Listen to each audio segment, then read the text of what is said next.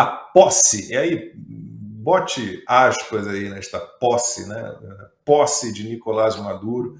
O governo Lula vai enviar uma representante para a posse do ditador da Venezuela. Ditador também toma posse, gente, viu?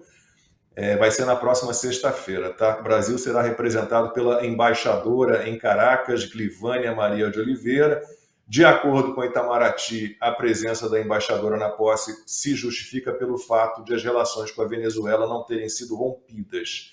E a ditadura da Venezuela oferece uma recompensa, essa é demais, piada, de $100 mil por informação que leve à captura do opositor exilado Edmundo Gonçalves, que venceu as últimas eleições.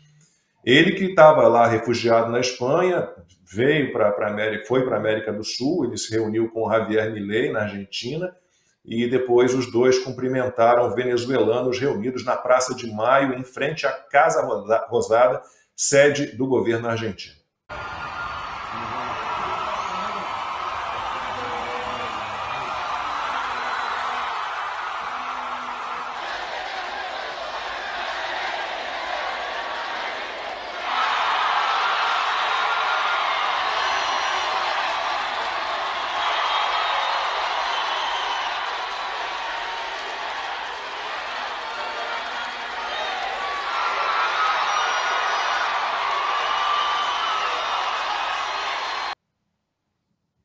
Era muita, mas muita gente, e aqui na região de Orlando, o que eu vejo de carros de venezuelanos com a bandeira da Venezuela, né, no vidro, escrito Venezuela Libre, mas é assim, muitos e muitos e muitos.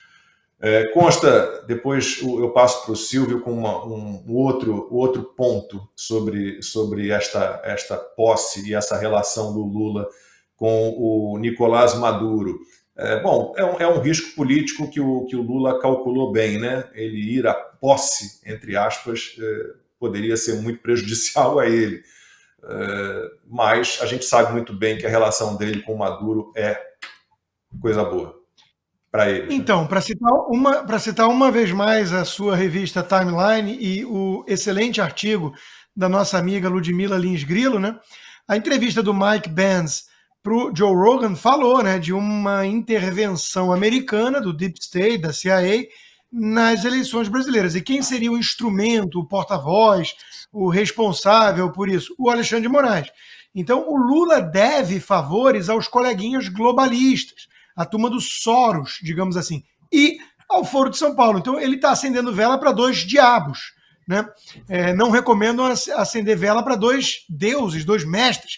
No caso, o Lula tem dois mestres malignos, né? O Foro de São Paulo e os globalistas. E ele precisa navegar nesse caminho aí. Por isso que ele fingiu, né, aquela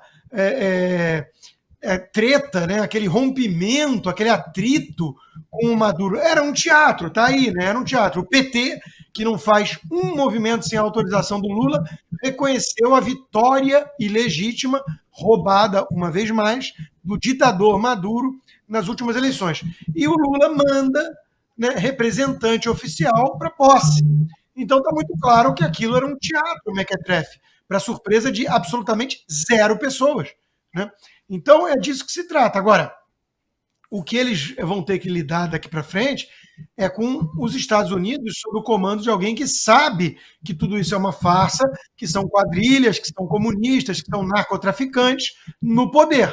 O Trump já tem convencido, já tem o martelo batido quanto a isso, que só tem uma saída para a Venezuela, a queda do Maduro.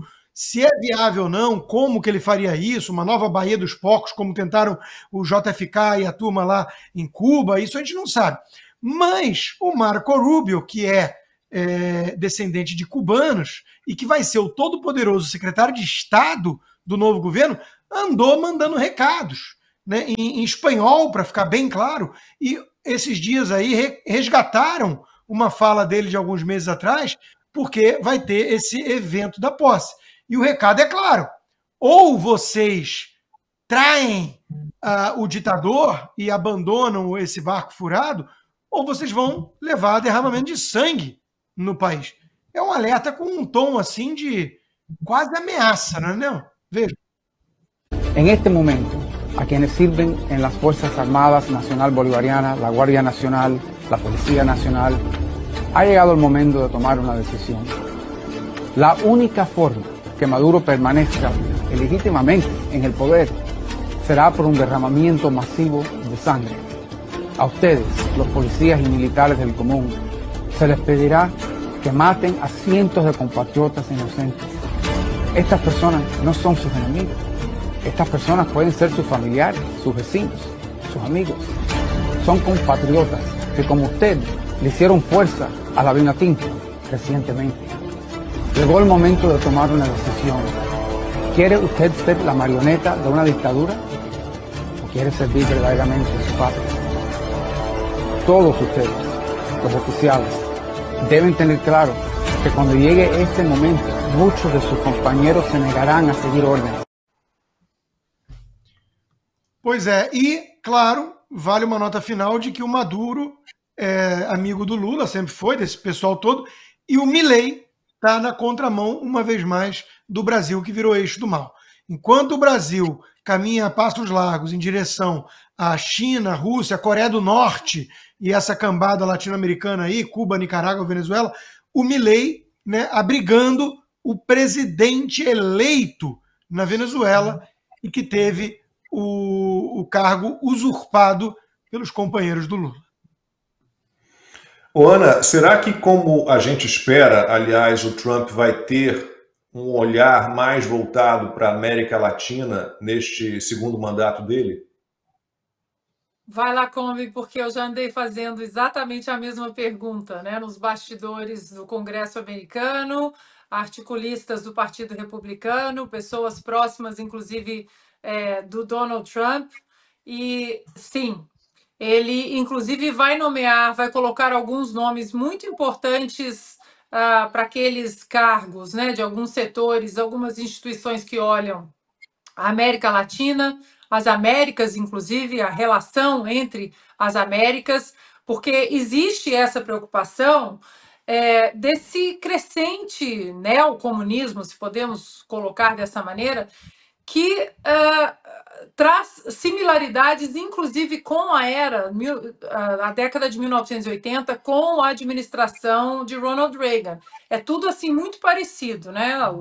Tanto lá antes da eleição de Ronald Reagan, que veio de um governo catastrófico de Jimmy Carter, que inclusive faleceu essa semana, com 100 anos, inflação alta, instabilidade geopolítica, instabilidade doméstica, e aí a América reagiu, né? Como eu sempre brinco, a América sempre reage, e colocou o Ronald Reagan na Casa Branca. A mesma coisa aconteceu com Donald Trump, depois do governo catastrófico que nós acompanhamos, Harris, né? Biden e Harris.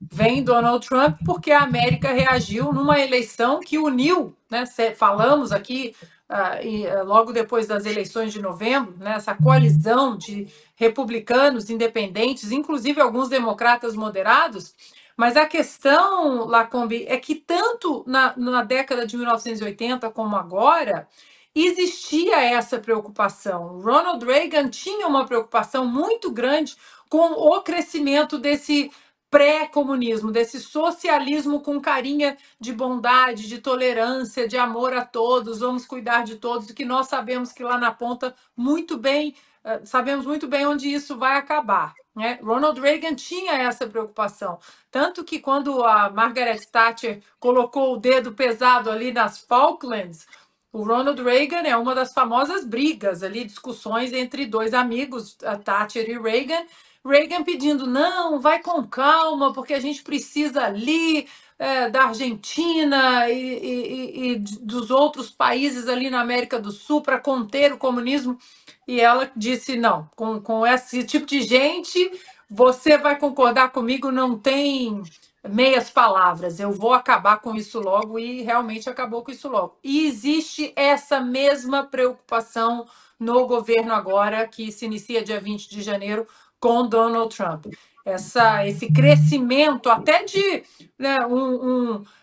um endeusamento e um certo tom romântico ao socialismo, e esse tom romântico que cresce, inclusive aqui nos Estados Unidos, mas que com a eleição do Trump, muita gente disse, olha, vocês desmiolados, geração nova que não sabe que o socialismo nunca deu certo e não vai dar, a gente vai mostrar como as coisas funcionam.